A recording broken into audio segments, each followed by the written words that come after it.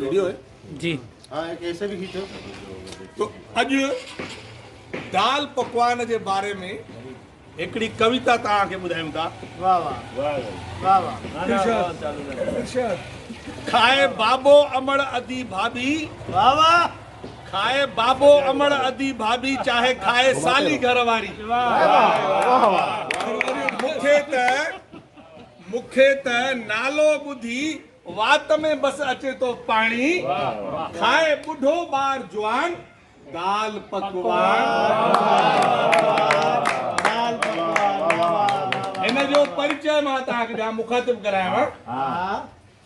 हे अथई सतपुड़े जो सौट, हे अथई सतपुड़े जो सौट, हे अथई पापड़ जो चाचो, हे अथई सतपुड़े जो सौट, हे अथई पापड़ जो चाचो, हे तई पूड़ीअ जो बाबो, मालपुड़े जो मामो।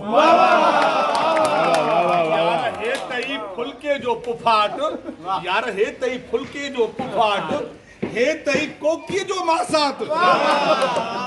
इनखे खाई खुश थे हर को, खाई खुश थे हर को, हे तई साईं जो प्रसाद, हे तई साईं जो प्रसाद।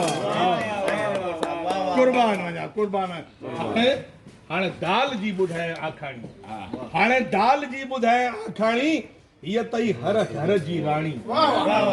हाणे दाल जी ॿुधाए आखाणी, हीअ थई हर घर जी राणी, जीअं थींदी आहे हर घर में घरवारी। हिन खां सवाइ कोई कमु कंहिंजो न हलंदो, हिन खां सवाइ कंहिंजो कोई कमु न हलंदो, जीअं घर में आहे ज़रूरी घरवारी, इहा पकवान सां दाल आहे ज़रूरी।